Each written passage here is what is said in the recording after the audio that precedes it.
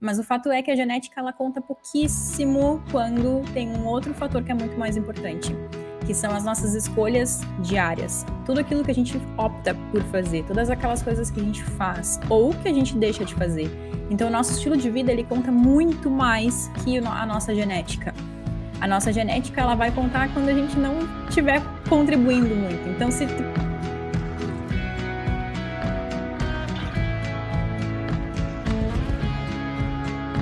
mas que foram descobertas ao redor do mundo, onde essas populações têm uma grande maioria de pessoas centenárias.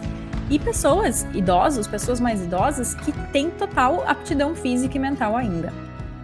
E esses pesquisadores, eles não se contentaram apenas em descobrir essas 5 regiões, mas eles começaram a mapear e estudar o que essas pessoas faziam em relação ao estilo de vida, quais eram as escolhas delas, quais eram as características. E eles começaram, então, com isso, a unir os pontos. Tal lugar faz tal coisa, que faz total sentido com tal lugar.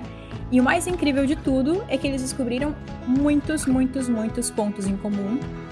E esses pontos em comum são os segredos das nossas Blue Zones, das zonas azuis, como foi dado o nome dessas regiões. E é sobre isso que a gente vai falar hoje. Então eu vou trazer para ti não só o que essas pessoas fazem, mas também como que a gente pode introduzir isso cada vez mais na nossa vida. Legal? Boa. Se tu não ouviu falar ainda sobre as zonas azuis, eu vou te dar uma introdução de como eu cheguei nesse assunto, porque ele também caiu no meu colo, digamos que de surpresa. Eu lembro que foi num dado momento, muitos anos atrás, que eu estava pesquisando vídeos no YouTube, e pra gente ver como usar essas ferramentas de uma forma legal, elas auxiliam pro nosso desenvolvimento, né? Porque eu tava pesquisando algumas coisas, vendo algumas coisas no YouTube, e do nada apareceu um vídeo pra mim que me chamou a atenção por algum motivo. E o vídeo era, eu acho que ele ainda existe no YouTube, posso colocar ele nos comentários depois se tiver interesse em ver, mas o vídeo era de um senhor bem idoso, que ainda dirigia, que ainda cortava grama, que ainda fazia todas as refeições, ele e a esposa. E o mais interessante disso é que ele tinha, na época daquele vídeo, ele tinha acho que 95, 96 anos. Ele fazia todas essas atividades. E esse senhor, até tem o nome dele aqui, é o Dr. Ellsworth Wareham, é dos Estados Unidos. Ele era um médico, ele faleceu já, infelizmente, mas, né, faz parte da vida. Ele faleceu com 104 anos. Ele era médico e até os 95 anos ele praticou a profissão dele. E ele assistia a outros médicos, enfim, no hospital da cidade, que por coincidência é uma Blue Zone. É uma das cidades que é considerada essa zona azul no mundo. E eu fiquei muito intrigada com esse assunto e eu fiquei pensando o que será que ele faz? Quais será que são essas características? Que cidade é essa nos Estados Unidos que tem também essa característica por ter pessoas que vivam mais, né? Quais são os segredos? Isso foi uma das coisas que para mim me chamou muita atenção.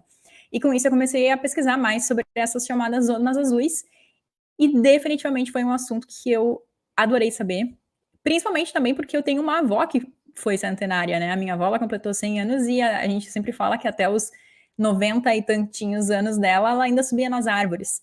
Então, algumas coisas que ela fazia definitivamente são coisas que essas pessoas centenárias também são, né? Coisas em comum, atividades em comum que eles têm. Muitas vezes a gente é levado a acreditar que o fato da gente viver mais, de não desenvolver doenças ou tudo mais, está estritamente ligado à nossa genética. Mas o fato é que a genética ela conta pouquíssimo quando tem um outro fator que é muito mais importante, que são as nossas escolhas diárias. Tudo aquilo que a gente opta por fazer, todas aquelas coisas que a gente faz ou que a gente deixa de fazer. Então, o nosso estilo de vida ele conta muito mais que a nossa genética.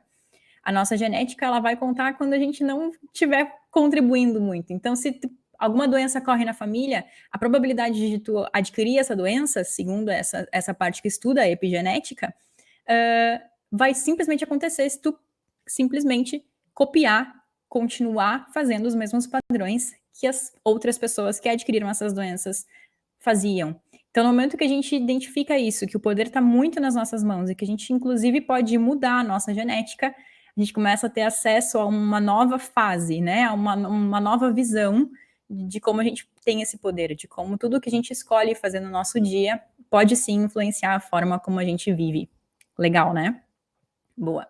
Mas esses pesquisadores das Blue Zones, essa é uma área que é pesquisada já há muitos e muitos e muitos anos, tem muitos livros emitidos a respeito disso. Se tu pesquisar na internet Blue Zones ou Zonas Azuis, tu vai encontrar muitas coisas. É algo sensacional para pesquisar, para se aprofundar. E até no nosso canal do YouTube, a gente tem um vídeo que é um dos mais visualizados, que fala exatamente sobre esse assunto, sobre as Blue Zones. Então, por isso, já que ele é tão visto, eu resolvi trazer ele aqui para o nosso encontro de hoje, para a gente falar um pouco mais. E, além disso, um outro detalhe que não foi falado naquele vídeo, mas que eu quero trazer para ti hoje é como que a gente pode definitivamente colocar isso em prática. Algumas chaves mais básicas, coisas que a gente às vezes nem se dá conta que a gente pode colocar em prática e que está simplesmente ao nosso alcance, e às vezes a gente, só por não perceber, a gente não pratica. Boa? Mas, vamos ver primeiro quais são essas regiões, essas 5 regiões que a gente tem, chamadas zonas azuis, as nossas Blue Zones. Boa? A primeira que foi, uma das primeiras que foi vista, que foi descoberta dessa forma no mundo, fica na ilha de Icária, na Grécia. Então, a primeira, na Grécia. É uma ilha de Icária, onde as pessoas elas passam dos 100 anos e elas continuam aptas a fazer as rotinas delas, né? Tem muitas pessoas que continuam trabalhando, tem idosos que querem continuar trabalhando na parte de agricultura, eles têm, enfim, né? Eles têm as suas funções. É uma ilha um pouco mais remota, um pouco mais afastada da grande metrópole, né, de Atenas. E eles têm algumas características que é o que a gente vai falar agora, que são em comum com essas outras zonas azuis. Então, a primeira é na ilha de Icária, na Grécia. Passando muito pertinho dessa, a gente tem uma outra, que é a ilha de Sardenha, na Itália. Essa também é considerada uma zona azul até hoje. Tem uma outra zona, que fica na ilha de Okinawa, no Japão, e essa, infelizmente, por conta das mudanças, das influências do mundo, digamos que o mundo ocidental, de as pessoas mais jovens saindo dessas ilhas, indo em busca de outros, né, indo para outros lugares, essa ilha tem um risco de sair das Blue Zones, né? Como é algo que definitivamente não é algo estabelecido, que sempre será, isso vai dependendo de acordo com a nossa população. A ilha de Okinawa, no Japão, ela é uma das ilhas que corre o risco de, daqui a alguns anos, ela sair desse ranking. Então, isso a gente também vai falar um pouquinho sobre. Tem uma bem pertinho da gente aqui, que é na Costa Rica, a ilha também de Nicoya. E eu sei que tu pode, talvez, vamos ver, tu pode até estar te perguntando, até falando, isso eu já ouvi de várias pessoas, mas aí é fácil, né? As pessoas, elas moram numa ilha, são ilhas mais remotas, não é nada a ver com o que a gente tem no nosso dia a dia, eu moro na cidade, eu não tenho mar, eu não tenho acesso tão fácil assim à natureza e tudo mais.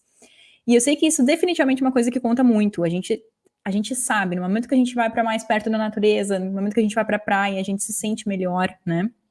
Isso definitivamente é um fator que essas ilhas têm em comum. E se tu tem essa benesse de morar perto da praia, ou se tem a benesse de morar perto, né, numa região que tenha natureza, que seja mais no interior, saiba que tu tem um passo à frente.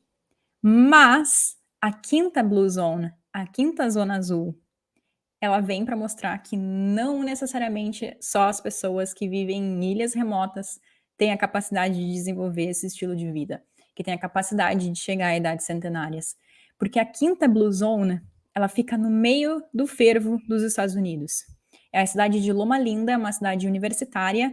Ela fica no estado da Califórnia, muito perto de Los Angeles. Los Angeles é uma cidade muito, muito movimentada, uma metrópole. E Loma Linda não deixa de ser uma cidade grande também. Mas mesmo assim, ela é a única no meio de uma grande cidade. Ela é a única que não é uma ilha. Ela é a única nos Estados Unidos que é uma cidade normal. Mas ela tem essa característica, a população dela tem essa característica de atingir idades centenárias. Por quê? A gente vai falar logo mais, tem alguns detalhes que fazem com que ela fique nesse grupo, se estabeleça nesse grupo, mas o que é muito interessante, que é o assunto do nosso encontro de hoje, já que a gente vai perceber quais são essas características em comum deles e o que a gente já pode aplicar, provavelmente vão ter coisas que tu, inclusive, possa até perceber que tu já pratique, o que já é muito bom, já são passos à frente que tu tá dando. Mas o mais interessante em relação a essa pesquisa toda que é feita no mundo em relação às zonas azuis é que eles não só pesquisam para estabelecer no mundo, mas também é numa tentativa de a gente chamar cada vez mais a atenção da gente, das outras pessoas, ao fato de que no momento que a gente decide que a gente quer criar uma zona azul, que a gente quer criar uma zona verde, uma zona rosa, uma zona vermelha, enfim, o nome que tu quiser dar para o teu lugar, para tua casa, começando por ti, é totalmente possível. E esses lugares, eles só são nomeados dessa maneira porque são características gerais da população, dessas 5 populações. Mas isso, no momento que já que a gente tem essa possibilidade de governar a nossa casa, a gente tem a possibilidade de colocar essas técnicas, essas coisas em prática da melhor forma, da forma como é mais adequado para o nosso estilo de vida, mas de também poder nomear a nossa casa, o nosso bairro, daqui a pouco o nosso círculo de amigos, como uma zona azul. E isso definitivamente é o que a gente vai ver agora. Vamos começar logo esse assunto, né? Enquanto isso, eu vou tomar um gole d'água, porque tá bem quente hoje. E vai escrevendo aqui para mim. Compartilha comigo se tu já ouviu sobre as Blue Zones, ou se daqui a pouco tu já assistiu esse nosso vídeo no YouTube, onde a gente fala mais sobre as Blue Zones. É um vídeo que a gente recebe sempre bastante feedback bem legal sobre ele. É bem legal.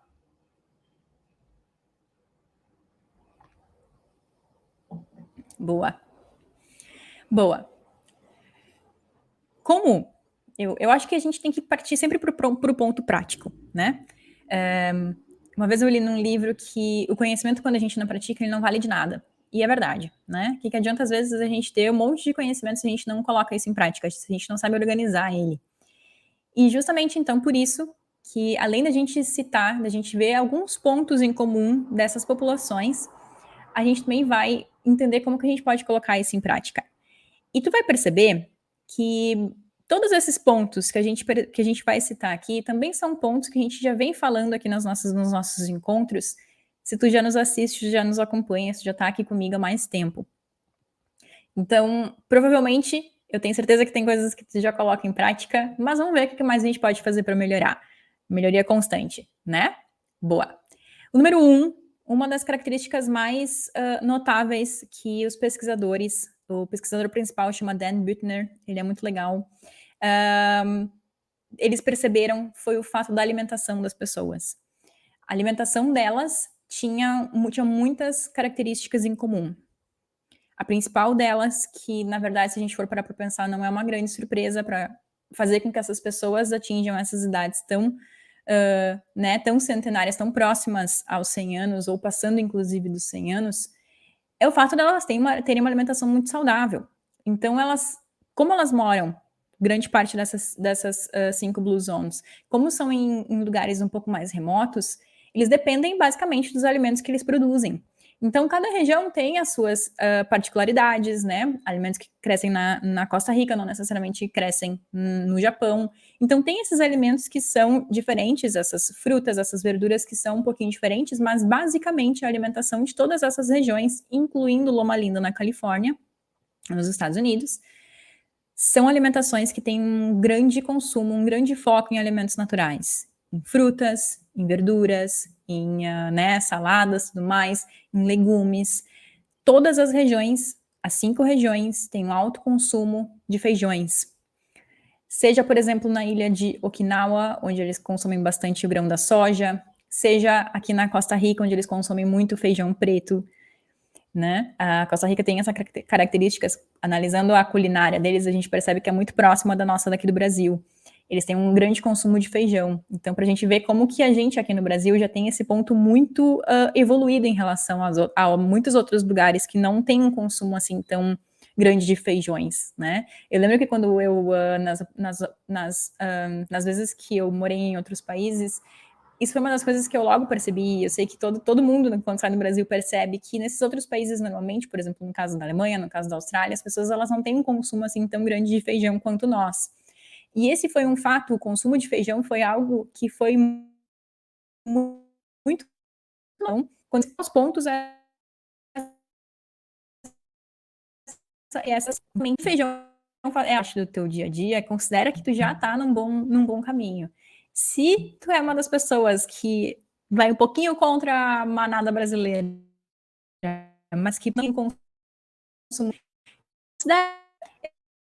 a gente tem gente que fala sobre isso, sobre as porções, né? Mas é um alimento que definitivamente ele ajuda muito a nos saciar, então no momento que a gente consome ele, a gente se sente muito saciado. Por conta disso, ele não se torna um alimento caro, é um alimento que a gente pode ganhar, e 1 quilo rende muitas porções, então se a gente for fazer o cálculo, a porção do feijão, ela se torna, meu Deus, torna a nossa alimentação uma alimentação super saudável, super rica em nutrientes, a gente consegue fazer muitas coisas com feijão, e ainda considerando o fato de que, apesar da gente ver o aumento dos preços no supermercado, mesmo assim o feijão é um ótimo alimento para a gente ter, independente do valor que ele esteja, porque definitivamente pelo que ele entrega e pela saciedade que ele dá e pelas porções que a gente pode criar a partir desse alimento, ele se torna muito barato. Então, ter isso em mente é uma das coisas bem interessantes. Mas um outro ponto muito interessante foi que na cidade de Loma Linda, na Califórnia, o fato que faz com que essa cidade em si seja uma cidade que tenha essa característica, mesmo estando num grande centro urbano, mesmo, né, tendo pessoas universitárias, imagina, universitários com outro estilo de vida, não necessariamente pessoas mais velhas, né, que seguem algumas tradições. É uma cidade que ela é, em grande parte, da religião adventista.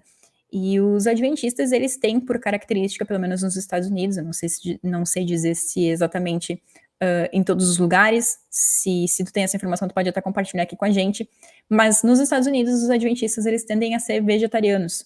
Então, essa é uma característica, por conta dessa cidade, tem a maior parte da população adventista. Então, a maior parte da população é vegetariana. Só que essa população não é apenas vegetariana no sentido de não comer carne ou, né, de animais, mas ela tem uma preocupação em si muito forte com a qualidade dos alimentos. Tanto que os maiores mercados dessa cidade não vendem produtos de origem animal, o consumo de bebidas alcoólicas é bem restrito, por conta também dos adventistas de lá, pelo menos, não consumirem álcool. Além disso, também uma característica muito forte em relação à cidade é o controle do tabaco, então eles fazem campanhas muito fortes contra o fumo, então eu acredito que seja uma minoria realmente significante que tenha acesso a cigarros. Então, eles têm essas características que definitivamente fazem com que eles mantenham esse lugar, mantenham a 5ª colocação nas zonas azuis do mundo. Mas outras características que são muito interessantes, ainda pensando na parte de alimentação, é que os lugares, as outras ilhas, por exemplo, que são mais remotas, que não necessariamente a gente consegue dizer que as pessoas sejam porque tem alguma religião ou porque tem algum outro tipo de pensamento, que decidam que vão ser vegetarianas, veganas, que vão ser plant-based, por exemplo, é o fato do dia a dia. São pessoas que já têm uma tradição mais forte e eles comem os alimentos que eles têm acesso. E por conta disso, então, alimentos de origem animal não é que eles não comam, mas as porções deles são muito menores. Então, por exemplo, se eles consomem queijo, eles consomem os queijos que são produzidos naquela região. Normalmente, nos lugares onde eles consomem queijos, por exemplo, na Sardenha e na ilha também da Grécia, são queijos que vêm de cabra. Então, é um queijo que, enfim, as pessoas que canalizam as partes dos queijos, eu não sou essa pessoa, dizem que tem características diferentes dos queijos de vaca, por exemplo. Um outro ponto interessante, na ilha de Sardenha, na Itália, o azeite de oliva que eles consomem azeite de oliva, definitivamente, mas é um azeite de oliva ou vinho também, que também é um alimento que muitas vezes ele é associado a essa dieta mediterrânea, que tu tem que tomar todos os dias e que tu tem que colocar besuntar tua comida de azeite de oliva. Não é bem assim. Essas regiões, eles têm esse consumo, mas eles têm um consumo que é diferenciado. É um pouco diferente da gente, por exemplo, que vai no mercado e compra quantas opções a gente quer e não necessariamente teve o contato físico para produzir aquele alimento, para depois produzir, né, para criar aquele alimento, para depois produzir ele e colocar ele ali na garrafa para estar disponível para consumo.